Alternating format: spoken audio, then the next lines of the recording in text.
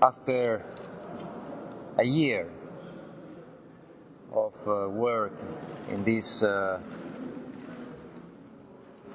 process, after working with more than 150 Libyan personalities from all the regions, from all the political affiliations, working in 6-7 different locations in Libya, 6-7 different locations all over the world, different countries, different continents.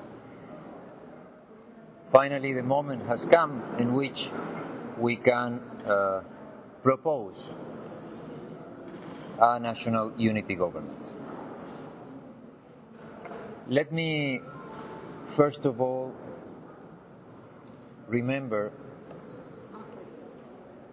the Libyan people who are watching us, who have been encouraging the representatives, the participants in this dialogue, and especially those for whom this proposal arrives too late.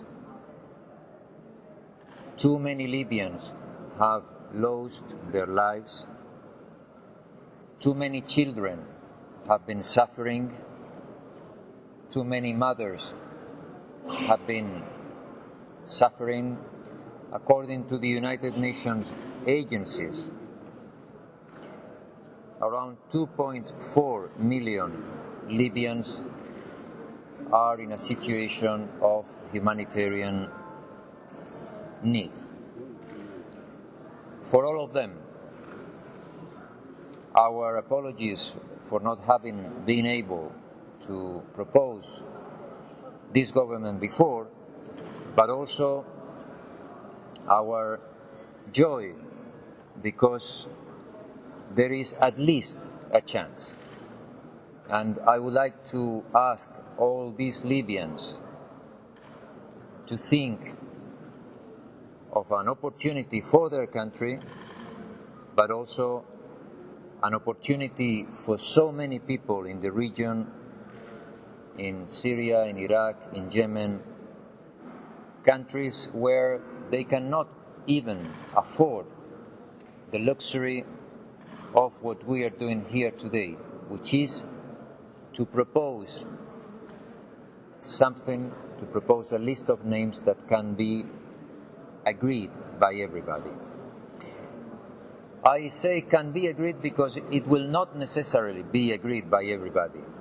And we are sure that many people will think that some of the names, or maybe all the names, are not good, and that they could have proposed a better list. No doubt. This was not an easy task. We have been listening to many people, inside and outside the dialogue, and we believe that this list can work. But as I said, we encourage the Libyan people to understand that the options were not infinite, that perfection maybe was not a possibility, but I think that it is a quite reasonably good list of names, politicians, personalities that will do their best, I'm sure, to take their country out of this crisis. The second message, of course, is to thank all the personalities that have participated and have provided names, ideas, suggestions for this list of names. There is a political agreement, and this is the result of many hours, many days and months of work, and equally this list of names the same. It is the sacrifice, the capacity to work, the capacity to team up together to overcome differences of all the personalities that are here with me and some others who are not here today, but we think of them and we remember them exactly as all the ones that are here, and their courage, their generosity, their creativity deserves from all the Libyans and from the international community recognition and praise.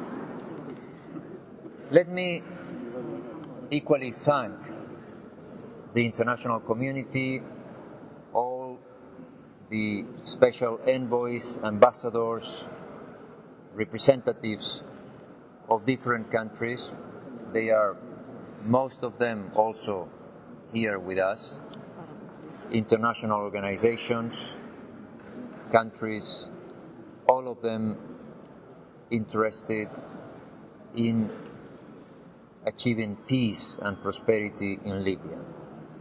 We, the international community, the Libyans, all those involved in this dialogue think that Libya is a great country. And Libya is going to prove, if this government is agreed and this government can work, that is a great country able to overcome the huge challenges it has, humanitarian, economic, financial, security, mafias trafficking with people, but also become a reference and an example, as I said before, for those who are suffering. For the United Nations, for all the team, has been a privilege, has been an honor to work with so many Libyans. Not only with the ones that are here today, representatives of the Libyan institutions, representatives of the Libyan civil society, representatives of municipalities, political parties, tribes, really very wide representation of the Libyan people, and I want to enhance very specially, because sometimes they are not mentioned, representatives of the women, representatives of youth organizations. Their contribution has been really precious, and their contribution, I am sure, will be extremely important and precious in the coming months. So, a privilege and an honor to work with you all, and if I can add as a personal note, for me has been an extremely rewarding experience. I have learned a lot every day, a lot of good lessons from all of them, and it has equally been extremely rewarding for me to work with an incredibly good, the best team of people in the United Nations, no doubt. Their sacrifice, their capacity really has also been instrumental to reach this result. Before I read the list of names, I think we all agree, participants in the dialogue, international community, media, that our hosts here in Morocco have been an instrumental, a fundamental element for the success of these talks. Morocco has played a very important role, not only hosting, facilitating what we have been doing, but doing much more than that. And I want to mention His Majesty King Mohammed VI, I want to mention his government, and I want to mention all the team of the Foreign Affairs and other Moroccan institutions that have been supporting us. And finally, before I read the list, just let me thank you all, the guys from the media. You have been suffering also with us. Press meetings at 2 o'clock in the morning, 3 o'clock in the morning. Today you have been waiting for too long. Sorry for making you wait. As I said, as a joke to one of your colleagues yesterday, it's much safer to be a sports journalist. You know the time in which the football matches or the basketball matches start and finish. This is never the case with complicated political negotiations. Anyway, the proposal we have for the government, first of all, let me say that there is, as you know, the previous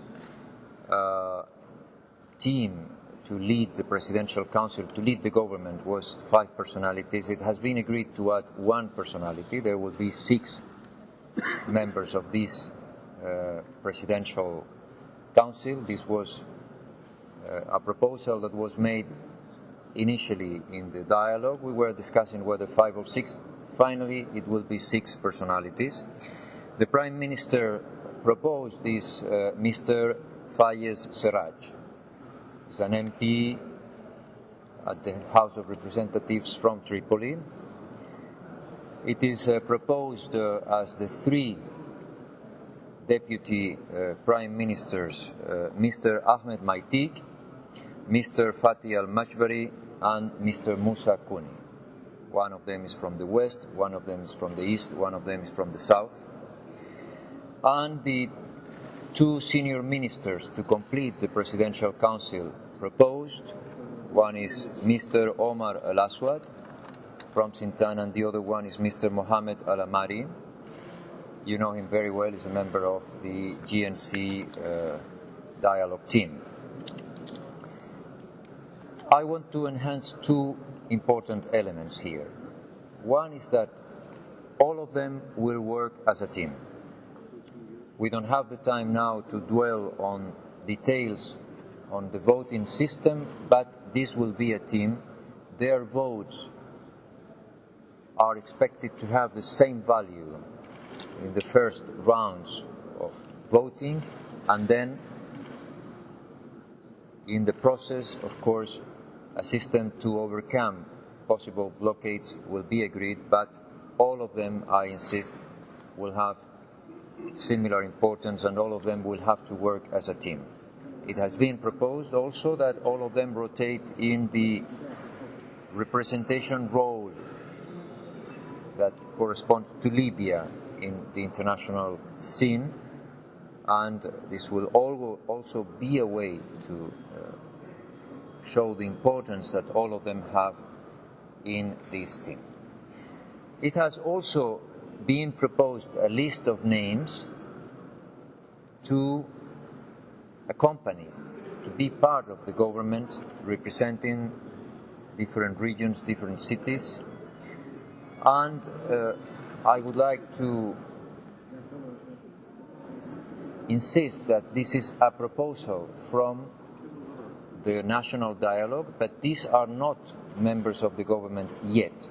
They have to be accepted by the members of the Presidential Council, and they will decide whether they accept these proposals and whether these members become full ministers in the future government. However, the members of the National Dialogue think that it's important to make some of these suggestions, and that this will add something that has been extremely important for all of us, which is a sense of inclusion, a sense of balance, a sense that all Libyans have to feel represented in the group.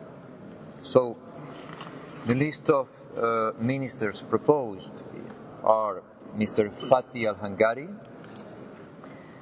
Mr. Osama Siala, Mr. Osama Said,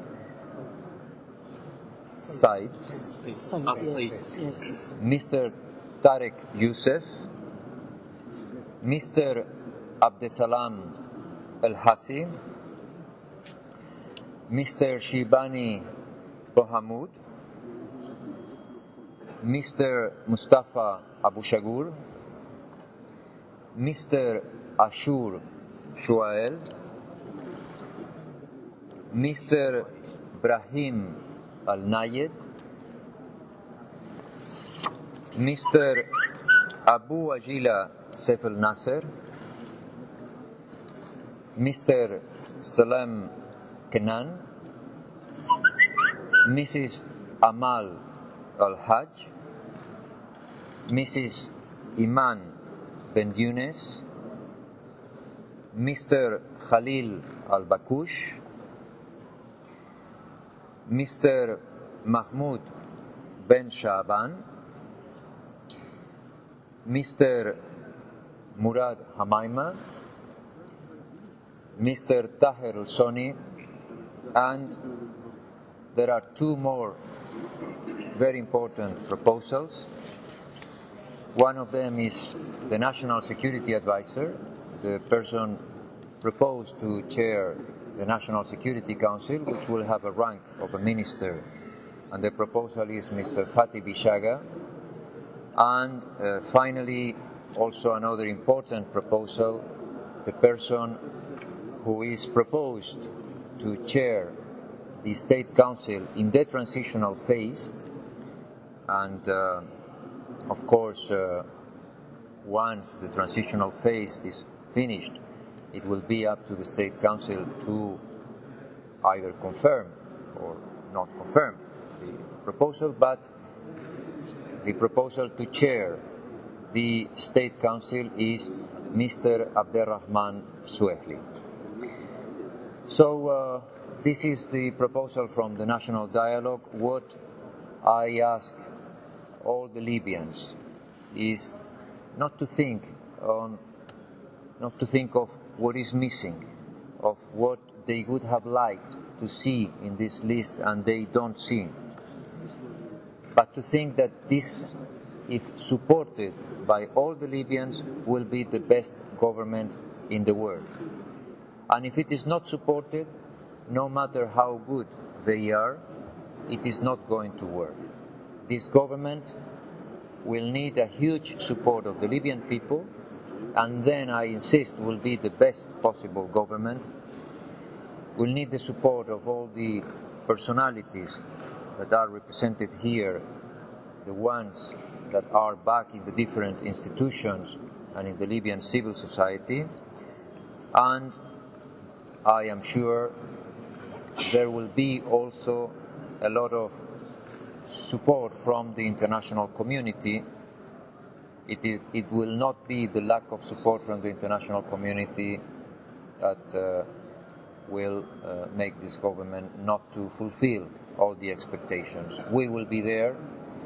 The international community knows that more presence, more support is expected from them, and when I encourage today all the Libyans to support, I can assure them that also the international community is going to provide their utmost support for the government. So this is what I wanted to tell you tonight.